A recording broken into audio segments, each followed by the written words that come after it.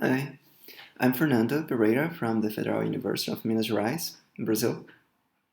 And this is the last class about lattice theory. We will show how to build more complex lattices from simpler lattices. And then we will discuss one example of a data flow system that's not distributive, the analysis of constant propagation. The first composition operation that we shall see is mapping. We can build lattices by mapping elements of a set of elements of an already established lattice. In this figure, you can see definitions of meet and also about the ordering. And we will see an example of a lattice built after this faction. That's the lattice used in a very important data flow analysis called constant propagation. To explain how constant propagation is used, consider this program. Try to answer the question on the right. How could you optimize the program and which information would you need to do it? Basically, to optimize this program, we need to know that some variables are constant. For instance, we don't need to perform this sum at running time in the red box. We can solve it at compilation time. Hence, we can replace C with the constant 11. But how do we know if a variable is a constant at some program point? To find that out, we can run an analysis called constant propagation. Before I explain it to you, I will show you its results. See that at every program point, we are mapping the variables alive at that program point to either a constant or to one of two symbols, undef or NAC. I will call it NAC. Can you imagine how this lattice looks like? We are using a map lattice. On the left side, we have the variables, and then we map each variable to an element of the lattice that we see in this figure, which has height 2. But notice that although the lattice has finite height, it has an infinite number of elements. And can you figure out how the transfer functions used in constant propagation look like? Our transfer functions are a bit more complicated than what we had seen thus far.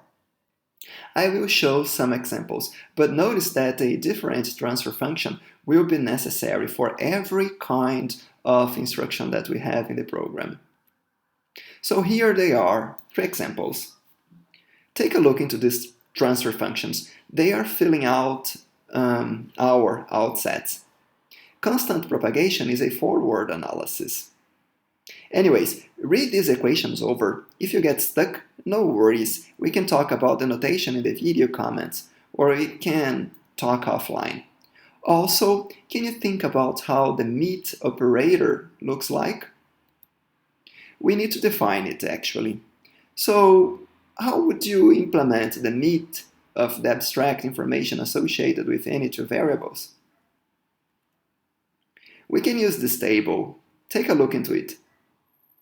Basically, if undef meets anything, we get that anything. If nec meets anything, then we get nec. And if two constants meet, then we get the constant itself, provided that the two constants are the same. Otherwise, we get nec. At this point, perhaps you could try to answer this question. Are these transfer functions monotone? Remember the direction in which the lattice grows. We are using meet. So we start with undef, might become a constant, and then we might become nec. Is this true? Can we, for instance, assign a constant to a variable, then nec, then a constant back again? Constant propagation is indeed monotone. You can check it by analyzing the transfer functions that we just saw. However, constant propagation is not distributive. As a consequence, the meet over all paths is not the same as what we get with the iterative solver. To illustrate this, let's take a look into this program. Tell me, is variable z a constant in this program? Well, along any path in the program, we conclude that z is the constant 5. In other words, regardless of the path we take, and there are only two options in this example, z always ends up being the constant 5. Now let's compute the transfer function for each one of these paths. I'm showing you both here. And we end up with these two abstract states. What's the mean of them? I mean the functions on the red boxes. Well, we have that through a path, x is 3, through the other, it's 2. Meet will give us nec. Remember, if two constants meet, provided that they are different, we get nec. Similar thing happens with y. We end up with nec. However, z is the constant 5 in both paths. So meet will keep 5, and we conclude that z is a constant. But that only works if we take the meet of the two paths. Our data flow analysis would not give us this information. See what we would get with the iterative solver here. Notice that we compute the meet of x and y before we compute the value of z. As a metaphor, that's like too early. Then when we compute z, we are summing up nec, and that's nec. Not a constant. In other words, the iterative solver is a bit like if we were computing micropaths in the CFG. We only compute results for paths that span a single instruction. So we have seen map lattices. Another interesting way to compose lattices is using the Cartesian product. I'm defining this kind of lattice in this figure in case you want to stop the video and take a look to see definitions of meet and the partial order. But why are product lattices important anyway? Well, in a sense, our core equation that represents a data flow analysis ranges on a product lattice. Can you think on which product lattice I'm talking about?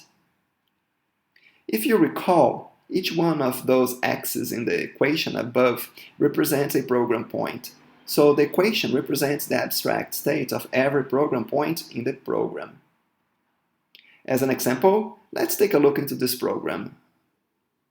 Can you give me the in and out sets of liveness analysis for this code? I mean, perhaps you could stop the video and then write the equations to compute these in and out sets. You should have 10. One in for each instruction and one out set for each instruction. We have 5 instructions. Here they are, the in and out sets. So the solution to liveness analysis is a solution to this system of 10 equations. We can write the system as a single equation. Do you know how? Well, to show you how to write the system of constraints as a single function, let us simplify the constraints. That's just to make them easier to write. So let's write the out sets as functions of the in sets. In this way, we end up with 5 and not 10 equations. That will make things easier to write, you will see.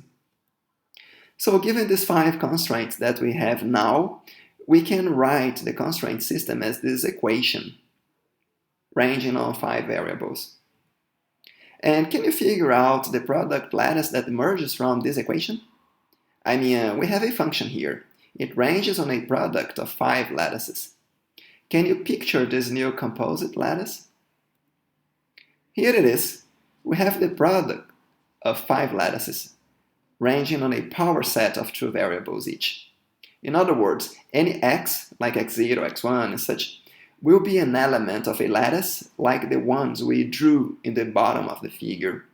And I think that's it for today. But before I finish this class, let me give you a gift. Here it is. That's a poem by Susan Horwitz.